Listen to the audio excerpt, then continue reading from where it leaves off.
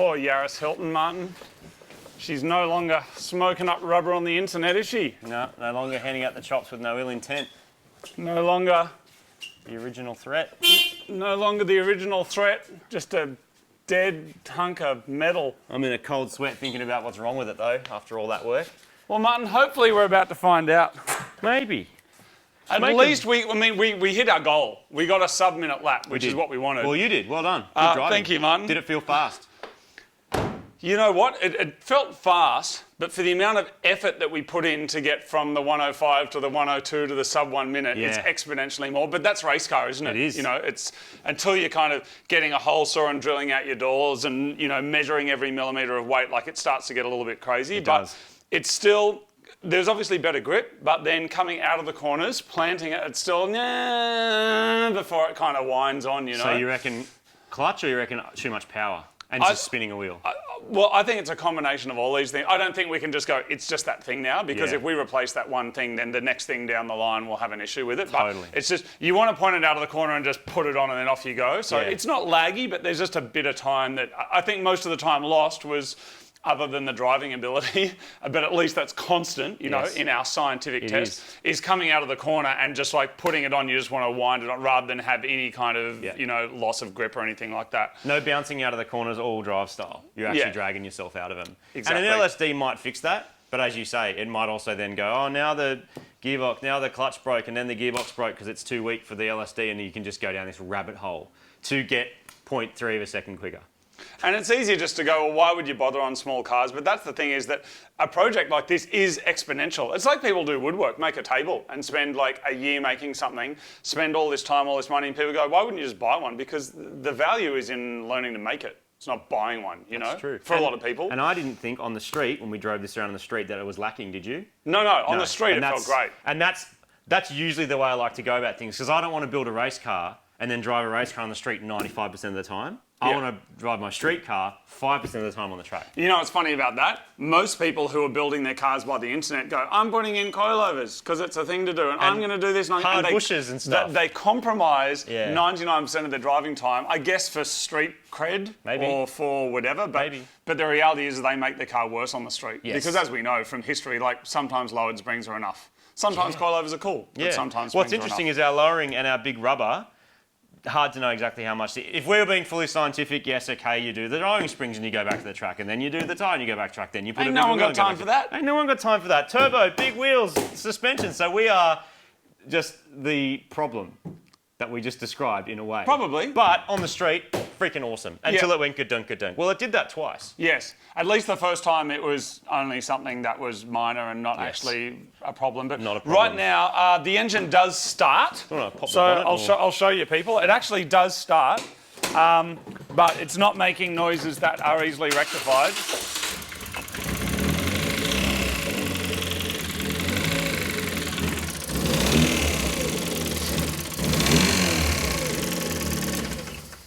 It hesitates when you put the power on. Yeah. It's as wobbly as an old ball sack. Yeah. Something's not right. So we weren't sure whether we do like a full tear down or not, but we think probably as an initial step what we might do is drop the oil and see if there's any evidential material in there. Go panning for gold and glitter. Yeah, have a look around in there, and then we may be able to, we might be able to glean some information from that. Yeah.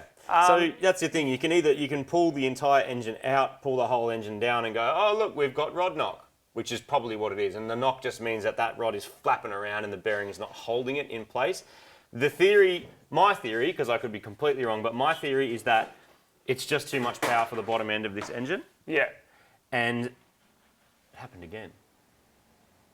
Okay. There's too much power for the bottom end of this engine. We were expecting too much at the top, too much cylinder pressure, which is what the boost makes, cylinder pressure, and that's just with all the revs and all the power and the heat and everything of what's happening on the track. It's just too much. It's overpowered the bearings that hold it all together, and it's like wrecked them. And now the rod is flapping around. That's my guess, and the sound is very reminiscent of that. Yeah.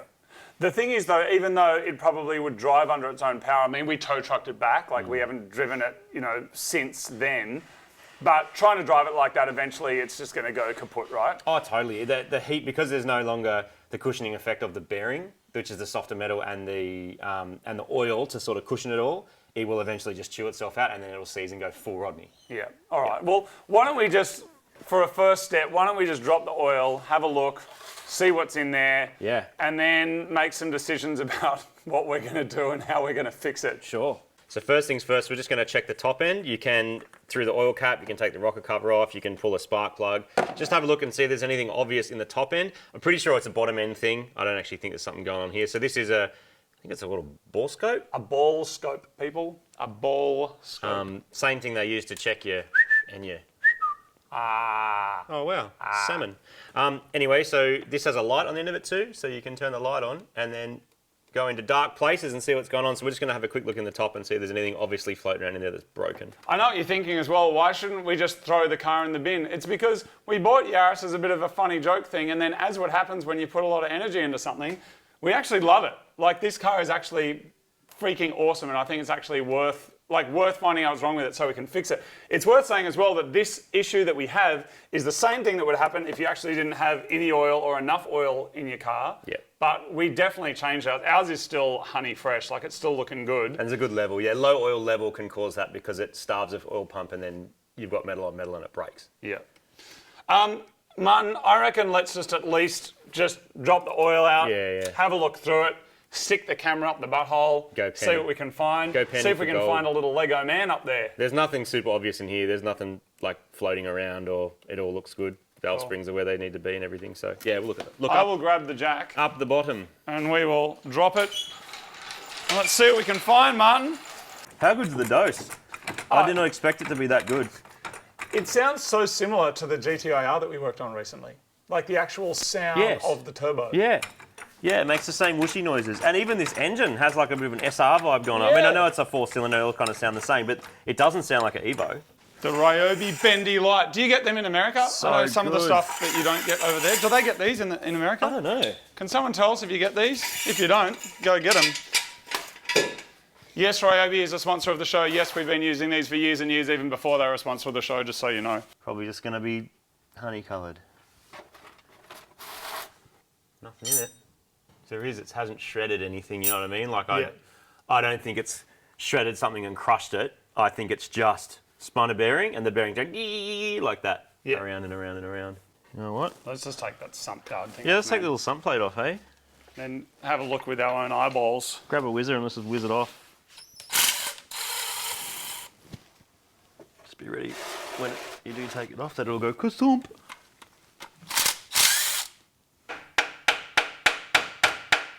Okay, and I'll just drop the oil out of it if there is any in there. Oh, so much goo. What's that? Oh, I can see bits of metal. Dude, metal. We found it. Sparkling in here, see? Yeah, which is always the risk when you're opening up, engines.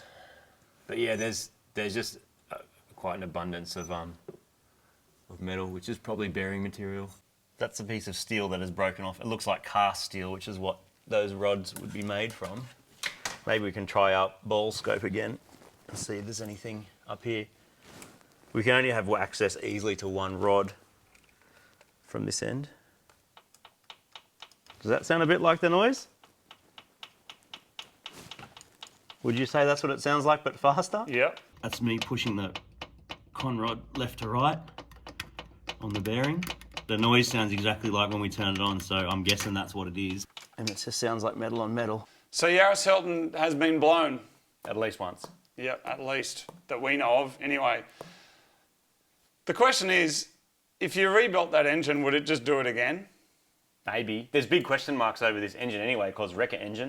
Who knows how many Ks it had on it. We think it may have had a couple of hundred, right? Probably. I mean, most Corollas do, because why else would you get rid of it? Because they just keep working. Yeah, but this is like one of those things, was the oil change regularly? Was the servicing kept up to date? Did it have rods and bearings and stuff put in it before? Like, people replace bearings in engines like this just to keep them going. Yeah. So a good friend of mine reckons 0.008-ish axial side play tops is the most you'd want from that rod moving side to side. Like, it's moving way more than that. You shouldn't really be able to even feel it. And we're moving at like 2 mil. Yeah, okay. So that rod's done. And that's just the one we can get to. But do we need to pull the whole motor apart just to work out that the other 3 are probably also stuffed? Yeah. I don't think so. And a little bit of material in the oil. So this motor's cactus. So we probably need to sit down and have a long, hard chat about our future with Yaris Hilton. And maybe, future. you know what, it sounds really sensible, which I'm not usually into, but maybe we should actually work out how much we've spent. Yeah. And how much, and by spending, people often think that spending is just money, but there's more currency than dollars, people, like rupiah, and time.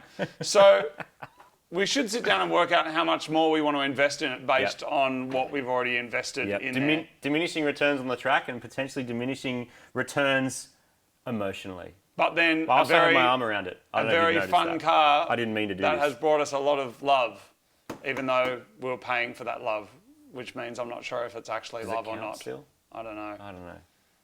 Let's go and have a chat, Martin. Let's go and work some things out. Yaris Hilton sound. I still can't get over the sound though. Well, I can't believe how fun it is to drive on the street. Oh man. And part of me feels like we should have never taken it on the track because that's what actually blew it. Well, but then we only built it to put on the track. That's true.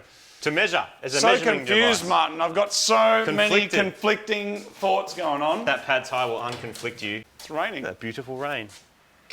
Oh, spectacular.